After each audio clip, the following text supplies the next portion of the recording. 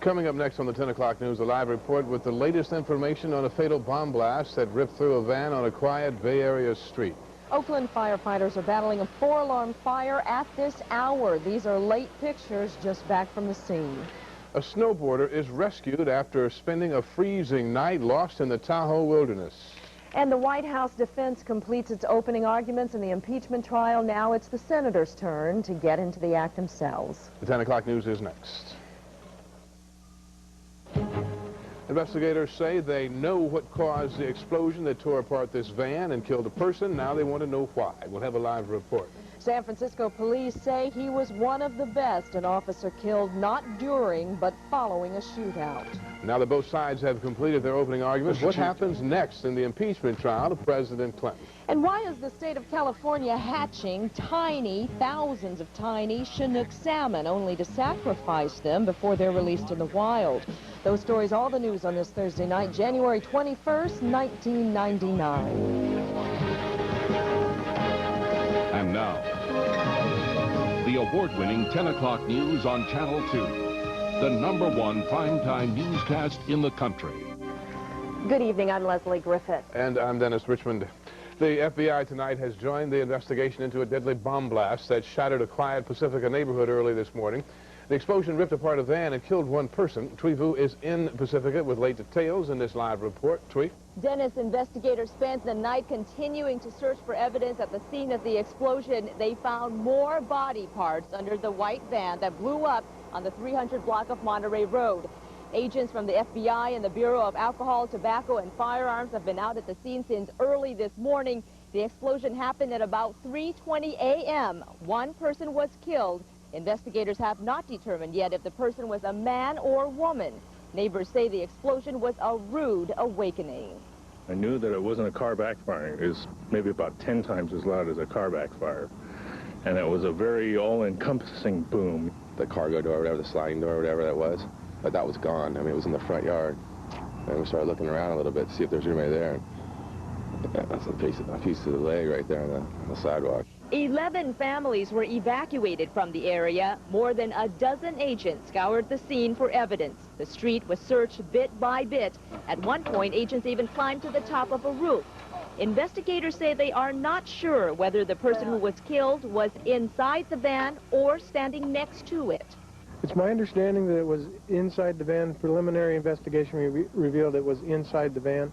Investigators say it may take some time before they can determine the identity of the body. The body sustained significant damage to dismember it. I got home from work and some lady that lives right next door to where it happened, they had her stop right here in my driveway, and they go to start picking things off the hood of her car, and I guess it was fragments of the explosion, and it was just disgusting. Authorities know who the white van is registered to, but they are not revealing whether they have found that person. They do say, however, that the van is apparently not connected to the house it was parked in front of. The mystery has many residents asking themselves, what is going on? I'm sure everybody's had that thought, wondering who was the target. Late tonight, the evacuated families were allowed to return. The coroner will conduct an autopsy tomorrow. Investigators hope to know then the identity of the person who was killed. Now, about 15 minutes ago, agents cleared the crime scene here and took down the police tape.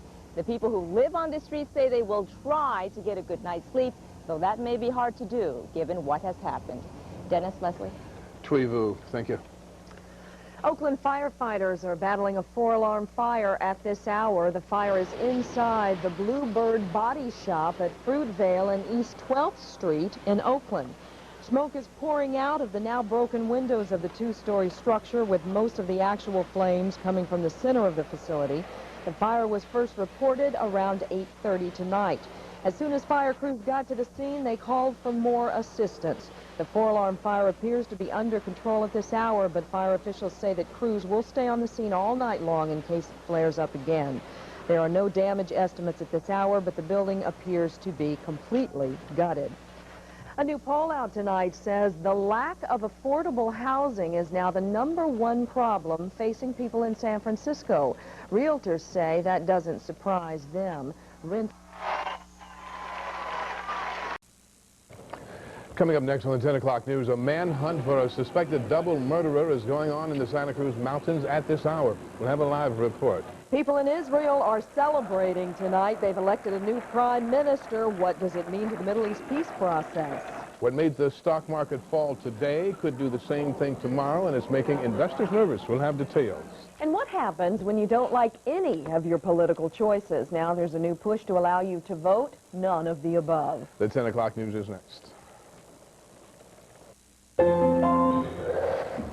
Clothes don't fit. Clothes never fit anybody. Can't find the right size pants most of the time. Imagine getting a perfect fit without searching the racks. I would love that. This scanner could be the answer. Perfect idea. KTVU's John Fowler shows you why shopping may never be the same. Fit for the future. Next on the original 10 o'clock news. A man suspected of killing 2 people is the object of an intense manhunt tonight in the Santa Cruz Mountains. A live report is coming up. Friends of a young Bay Area woman post flyers alerting the public that she has been missing now for 3 days. Parents and students crowd a school board meeting in Fremont. A budget crisis there could force the closure of 10 schools. And tomorrow is Bike to Work Day. Will Bay Area residents park their cars at home and pursue pedal power instead? Those stories, all the news on this Monday night, May 17th, 1999. And now, the award-winning 10 o'clock news on Channel 2. The #1 primetime newscast in the country. Good evening, I'm Leslie Griffith. And I'm Dennis Richmond. A manhunt is underway in the Santa Cruz Mountains tonight for an ex-convict suspected of killing 2 people in a Los Gatos home. Authorities say the suspect is a sex offender on parole from San Quentin Prison. Robert Honda is at the police command post along Highway 17 with late details. Robert? Well, Dennis, we're here in the Santa Cruz Mountains where search teams, even as we're speaking, are still looking for the suspect who slipped away from officers earlier this afternoon. Now, law enforcement agencies have been swarming the area here near Summit Road off Highway 17 today for nearly 9 hours. Now, police say 41-year-old Larry Roman Lavelle of Campbell killed his ex-wife, Suzanne Snyder, and her friend, Howard Biederman, yesterday afternoon, stabbing them to death with a kitchen knife. Ms. Snyder called 911 and advised our dispatchers that her ex-husband was in the house and that he wouldn't leave. Our dispatchers overheard through the phone line a scuffle and heard her say repeatedly, "No, no, no," several times.